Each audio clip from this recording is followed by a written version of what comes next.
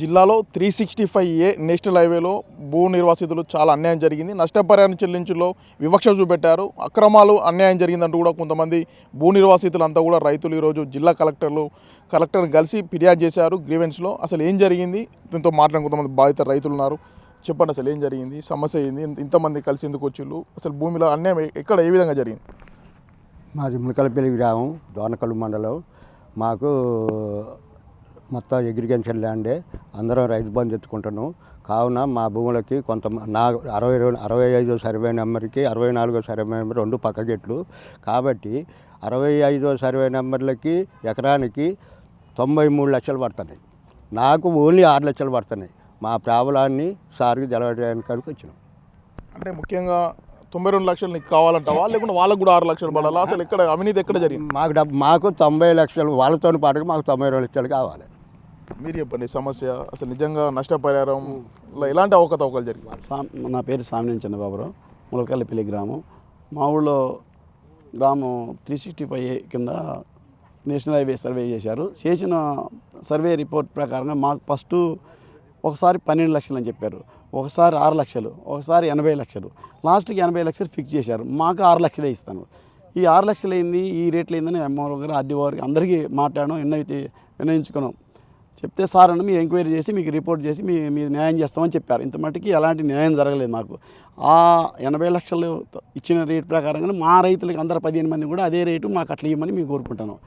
ఇందులో రైతు అనగా తారతమ్యం లేకుండా అందరికీ ఒక తిరిగి ఇవ్వమని మా కోరిక. అంటే ఎక్కడ ఫాల్ట్ ఎక్కడ వచ్చింది మరి? 80 లక్షలు ఏంది, 6 లక్షలు ఎక్కడ మరి మిస్టేక్ అయింది? అది ఎక్కడ మిస్టేక్ అయిందో మాకు చెప్పట్లేదు సార్. అక్కడ ఎవరికి మిస్టేక్ అయింది, ఏముంది, వాళ్ళకి ఏం పేపర్స్ ఉన్నాయి, మాకేముంది, మేము ఆర్టీఐ ప్రకారంగా మేము అడిగాము. వాళ్ళకి ఏముంది, మేము కూడా అదే ఇస్తామని చెప్పినాం. అది మాకు ఇంత మట్టిగా రిపోర్ట్ ఇవ్వలేదు, దాని గురించి మాకు ఇవ్వలేదు. ఆర్టీఐ ప్రకారం మేము అడిగాము. ఇప్పుడు దీని మీద మాకు కూడా 80 లక్షల దాకా మాకు కూడా ఇవ్వాలని అడుగుతున్నాం. మరి వాళ్ళు ఏం చేశారో ఏం చెప్పారో మాకు తెలవట్లేదు. సార్ రిపోర్ట్ ప్రకారంగా చూస్తున్నాడు. ఇప్పుడు కూడా ఈరోజు కూడా ఇచ్చాను కలెక్టర్ గారికి. మాకు అదే న్యాయం చేయమంటాము. మీరు చెప్పండి, ముఖ్యంగా 80 లక్షలు అందరు రైతులకు, అగ్రికల్చర్ రైతులకి ఎంత, నాన్ అగ్రికల్చర్ రైతులకి ఎంత, మరి ఎక్కడ మిస్టేక్ జరిగింది? ప్రభుత్వ సొమ్ముని తింటున్నది ఏమైందంటే మొన్న ఎంఆర్ఓ గారు కూడా గ్రామ పంచాయతీకి వచ్చి అడిగింది. ఇక్కడ కొద్దిగా మిస్టేక్ అయ్యి అగ్రికల్చర్ ల్యాండ్స్ నాన్ అగ్రికల్చర్ కింద పడినాయి, సో దాన్ని చెక్ చేస్తామంటే మాకు లేదు, కొంతమంది ఏమన్నారంటే సంబంధం లేదు, మాకు పడ్డ డబ్బులు మాకు రావాలి అన్నారు. ఆడ మిస్టేక్ జరిగిందని ఎంఆర్ఓ గారు, ఆర్డీఓ గారు కూడా ఒప్పుకుంటారు. దాన్ని సెట్ చేయమంటే చేస్తామంటారు, దాని గురించి ఏం పట్టించుకోవట్లే. అదేవిధంగా ఇండ్ల విషయానికి వచ్చినప్పుడు ఏం జరిగిందంటే కొంతమందికి తక్కువ పోతున్నా ఎక్కువ చూపిస్తారు. అసలైన లబ్ధిదారులకి పూర్తిగా పోతున్న వాళ్ళకి న్యాయం చేయలేదు. వాళ్ళకి తక్కువ అమౌంటు ప్లస్ అందులో ఎక్స్టెంట్లో కూడా చాలా తేడాలు ఉన్నాయన్నమాట. అవి సరిచేసి చేయమంటే ఇంత మట్టికి అసలు దాని గురించి పట్టించుకోవట్లేదు.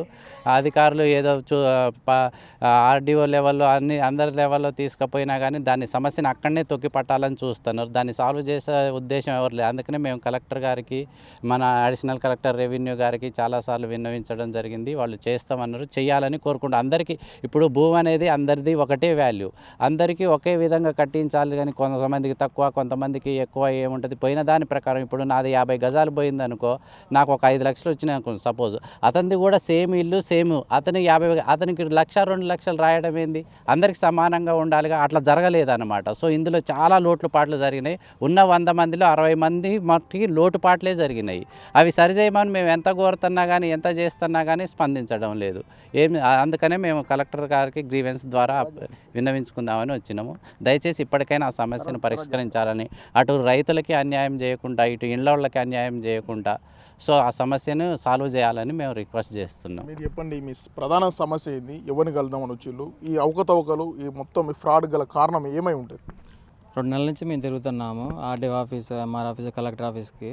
ఇలా అవినీతి జరిగింది, స్కామ్ జరిగిందని నిరూపించి ఆధారాలతో బయటపెట్టినా కానీ ఆ పెద్ద అధికారులు కూడా మమ్మల్ని పట్టించుకోవట్లేదు. ఈ సర్వేలో తప్పులు ఉన్నాయి, మొత్తం సర్వే తప్పు ఉందని రీసర్వే చేసిర్రు కానీ దానికి లిస్ట్ ఇవ్వలేదు, ఏమి ఇవ్వలేదు. దాని గురించి ఏంటి అని అడిగితే మీకెందుకు, మీకు అవసరం లేదు అంటున్నారు. కలెక్టర్ ఆఫీస్కి ఈరోజు అందుకే వచ్చామండి. అగ్రికల్చర్, నాన్ అగ్రికల్చర్ దాని విషయంలో మొత్తం అగ్రికల్చర్ ల్యాండ్ 6 లక్షలు ఫిక్స్ చేసిర్రు. 6 లక్షలు ఫిక్స్ చేస్తే అందరికీ సేమ్ రావాలి కదా.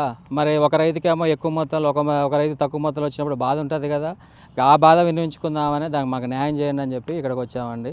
సేమ్ వేరే వాళ్ళకి 92 లక్షల చొప్పున ఎలా వస్తుందో మిగతా రైతులు కూడా అదేవిధంగా సేమ్ అలా ఇల్లు పోయే వాళ్ళకు కూడా సేమ్ పైసలు కూడా ఎక్కువ మొత్తంలో రావాలని కోరుకుంటున్నామండి. నేషనల్ హైవే 365Aలో భూ సేకరణలో భారీ అవినీతి జరిగింది. రైతుల్లో పక్షపాతం చూపెడుతున్నారు. భారీగా అవినీతి జరిగింది. పూర్తి సాక్ష్యాధారాలు ప్రభుత్వం ఇచ్చినా కూడా అధికారులు పట్టించుకోలేదని కూడా రైతులు చెప్తున్నారు. ఇప్పటికైనా ప్రభుత్వం స్పందించి రీసర్వే చేసి నష్టపోయిన రైతులకు అందరికీ సమానంగా నష్టపరిహారం చెల్లించాలని కూడా రైతుల నుంచి ప్రధానమైన డిమాండ్ వినబడుతుంది. వీడియో జర్నలిస్ట్ కీర్తన్తో Yashwant, big TV, Mahabubabad. For more videos like this, subscribe Big TV channel.